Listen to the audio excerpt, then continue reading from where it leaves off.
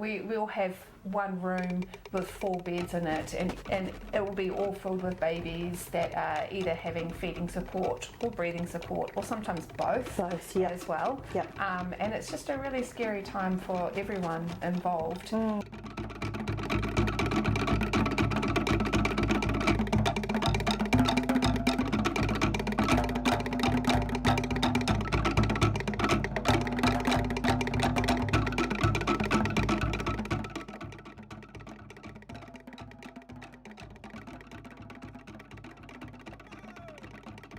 Today we have Dr. Aimee Neels, who's one of our local paediatricians here at the hospital, on our podcast today. And this is the start of our winter series, and I thought maybe let's bring in the experts, but also a face of our community, and one of our experts in the paediatricians in our hospital. So thank you, Aimee, for coming in today. No, thank you for inviting me.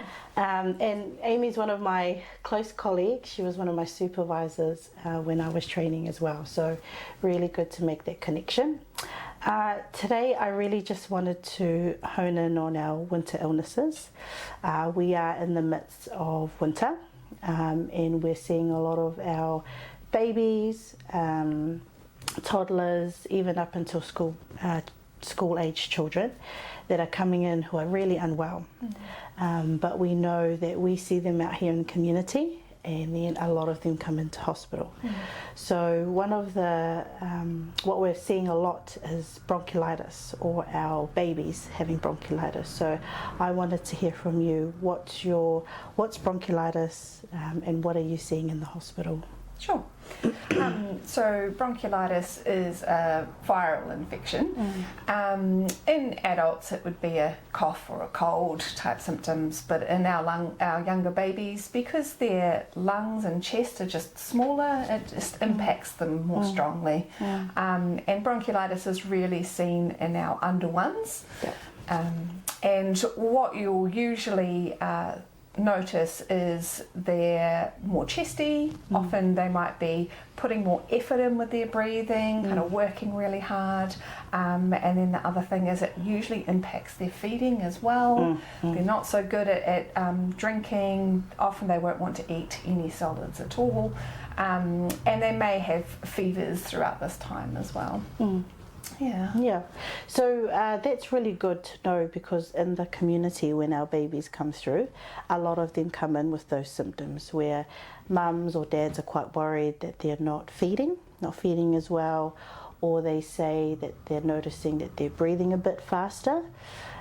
One of the tests that we try to do in the community before calling the hospital is the swab test. So we have what we call a rapid antigen that can test for COVID, RSV, and influenza.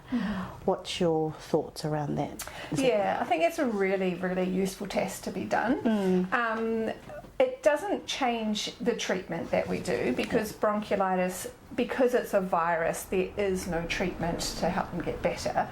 But when we know it's something like RSV, which is one of the most common viruses to cause bronchiolitis, we can explain to whānau what that illness is going to look like better. But also RSV bronchiolitis is often worse than other viruses that cause bronch, and so it's about being really careful in how you explain it and giving really good instructions about when to be worried and when to maybe present to hospital throughout the illness. And so when you see babies that have bronchiolitis that are caused by RSV, what are they like in hospital? So I mean, babies that end up admitted with bronch are miserable. They are more likely to get worse around sort of day 3 or 4 of their illness. So we usually see bronch get worse before it gets better. And by worse, I mean they're working harder with their breathing, and sometimes they can't keep their oxygen levels in the safe range, and so they need to come to hospital so we can give them some extra oxygen or breathing support. and often their feeding, they just can't keep up with what they need to take in, and we start seeing them get dehydrated, and so we need to have ways that we get fluid into them in the ward as well. And RSV just typically hits those under ones much harder than other viruses. Yep. So knowing in advance that it's RSV just again lets us predict what their illness might look like. So I've worked on the ward as well. So I did my training on the pediatric ward, and I remember seeing, I guess amongst winter, they would just, the whole ward would be all RSV, and would have to set them up in different rooms and make sure that we try and isolate them and put them all in the same room. The hardest for me, or what I remember, was babies being on the high flow or the machine. That was really hard for parents to see their children all of a sudden being well and happy, and now being on these machines that help them breathe. Do you see that? Is that still happening now in the hospital? Yeah. Unfortunately. I mean, it's not that the treatment is going to make them get better any faster. It's their body just needs to recover from the virus on its own. But we support them if they're working really hard with their breathing or can't keep their oxygen levels up. Then we put them onto different forms of support. And you're right. We'll have one room with 4 beds in it, and it will be all filled with babies that are either having feeding support or breathing support, or sometimes both as well. And it's just a really scary time for everyone involved. And I think it's also hard because as a paediatrician, I can't tell you how long you're going to be in hospital for. It's a day by day reassessment of how your baby's doing. Are we seeing signs of improvement, and can we start pulling back some of the treatments that we're giving? But most of the time these babies are in hospital for at least a couple of days, if not longer as well. Some of the questions that I usually get from our parents, or when they first come in to see us, is can my child have antibiotics? Yeah, unfortunately, antibiotics are just not going to make any difference whatsoever. Because it's a virus, antibiotics do nothing to help treat them. So time is all that we can offer.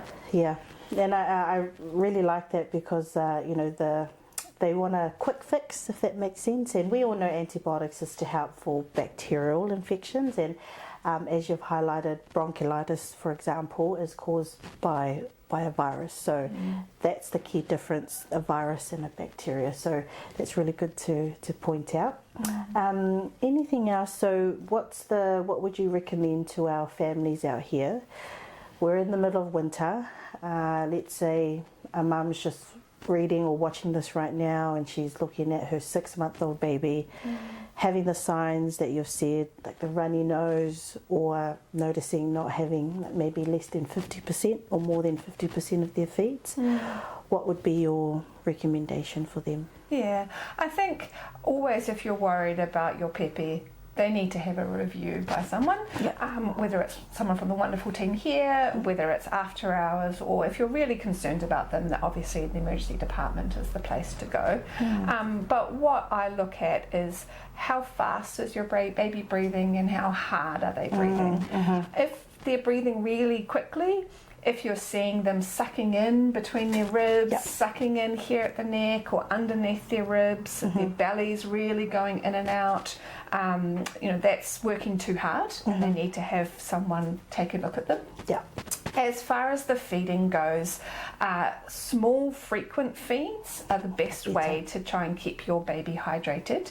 But if you're seeing them not making wet nappies, or every time they try and feed they just have to keep taking breaks because their breathing is too hard and fast, again, really good reasons to get them checked out.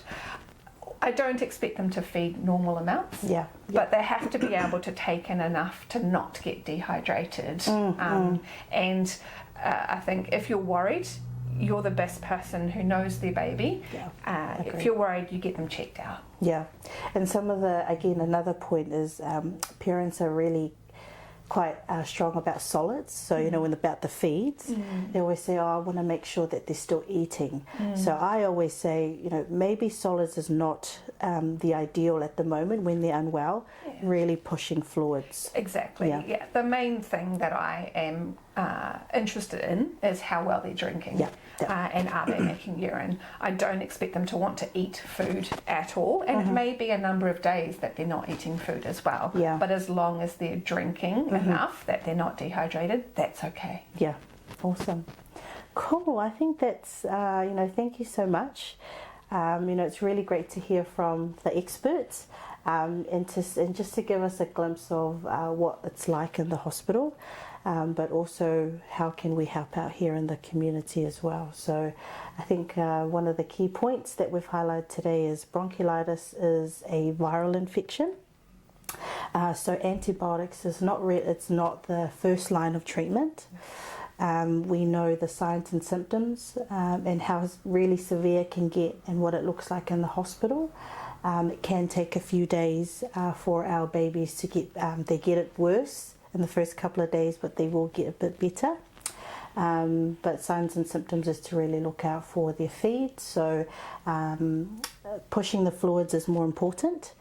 And also keeping our families well, warm and dry. We all know, we always talk about keeping our houses warm and dry, smoke-free homes, and vaccinations is really key. Yeah, awesome. So thank you so much, Aimee, for joining us today. You're welcome. Thank you.